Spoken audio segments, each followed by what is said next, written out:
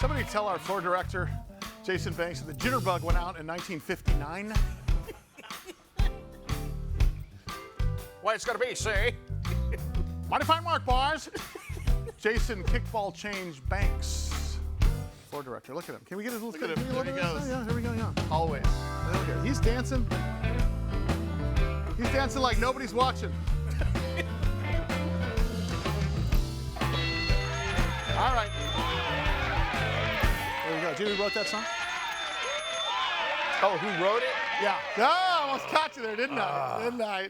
I'm gonna throw. Who sang it? Who made it famous? Well, I shouldn't say that. Who in our lifetime? Maybe not James's and Brian's, but your lifetime. Okay, who is it? James Taylor. James Taylor made it popular. Right. Okay, but the first person to sing it was James East.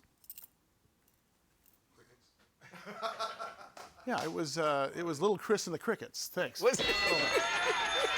I love Little Chris. Yomi, saved you. Yomi. Hey, great to have you along today.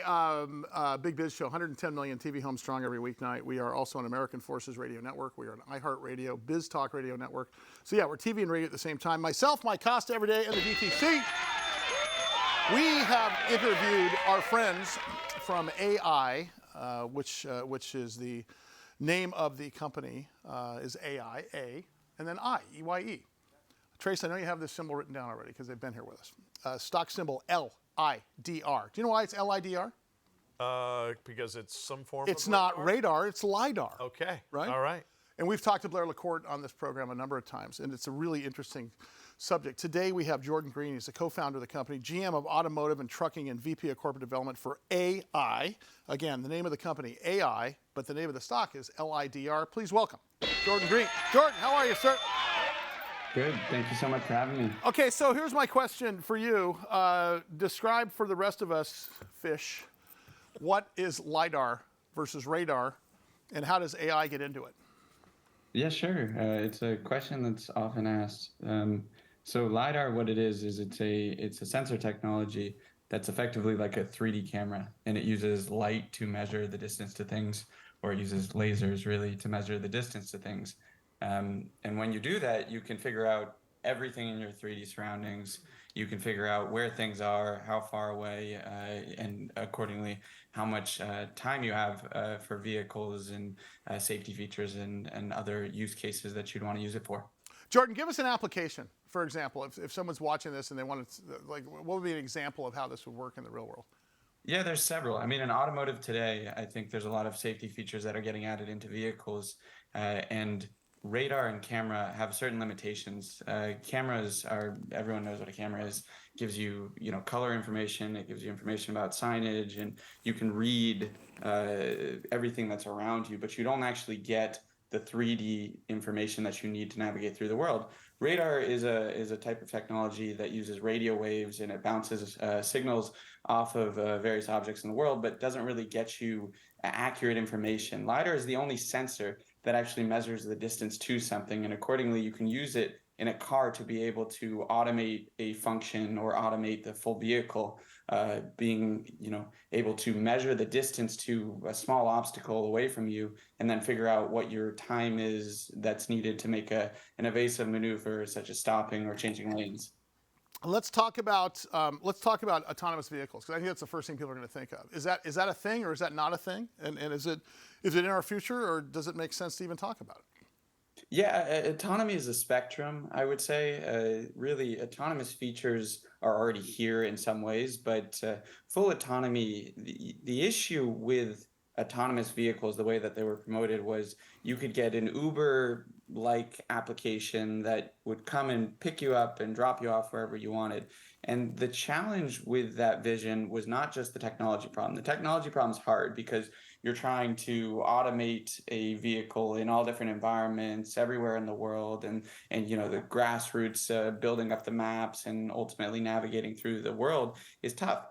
But the business model was even tougher. Trying to ultimately buy all the cars, deploy them in different cities around the world, manage them, service them, and everything else. It's like you've seen with the scooters, but on a whole nother level. Jordan, and so what we've seen is an evolution where people have started investing in things that are really clear business models with very, very clear and defined technology problem sets, like things like highway autopilot, where a vehicle will be autonomous but on the highway. And really bound to that, where you're buying a vehicle and you're getting that safety feature in it. Interesting. Jordan, I was recently in the Bay Area. My son pointed out a car in San Francisco and said, Dad, that's one of those driverless cars. Are they being beta tested in big cities? Are we there yet? Yeah, absolutely. I think we're seeing that all over. You see the Waymo vehicles and the Cruise vehicles right here in my backyard in San Francisco. But again, it's not just creating the technology set. I still believe that that's achievable, but the challenge is the business model. Trying to replicate that everywhere in the world is going to take time. So it's the timeline that you're doing that on.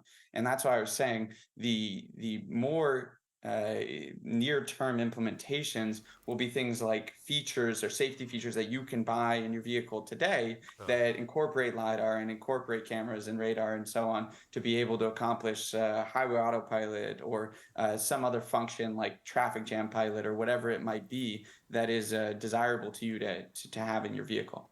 Jordan Greene's our guest. He's a co-founder and GM of Automotive and Trucking, VP of Corporate Development for AEye. AEye is a publicly traded company under the stock symbol LIDR. LIDR. You can go to AEye.ai, AEye.ai. Real quickly, I've talked to Blair in the past, and you spend any time on your website, and you talk about software-driven sensing versus what I've read about hardware-driven sensing. Talk about that. What does that mean specifically? Yeah, it's very similar to what we do as humans. It's really emulating the eyes, the human vision system, right? The eyes and the visual cortex. Being able to have a system that is situationally aware, because you can imagine that if you're taking a LiDAR or a camera or wherever it might be and moving it from a drone to a car to a truck to a construction vehicle, you're going to have totally different environments. You're going to have totally different mounting locations, heights, everything else. And so being able to fundamentally change the way that it operates in software is imperative. And that's what we do, right? We get into a car versus a Class 8 truck and we reorient ourselves. We think, okay, now I'm sitting at, 3 feet higher than I was. I'm considering bigger blind spots that I might have. I'm considering greater stopping distances. We do this all naturally, and then we adjust our eyes accordingly. Yeah. And we adjust the way that we take in information accordingly.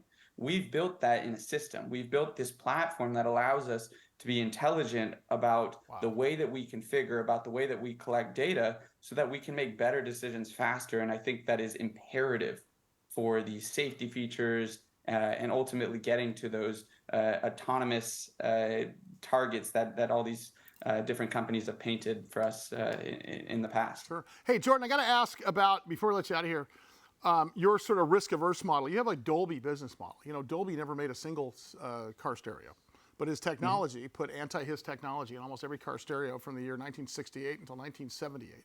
Talk about your licensing side versus manufacturing side. I think that's brilliant because you don't hear a lot about that these days.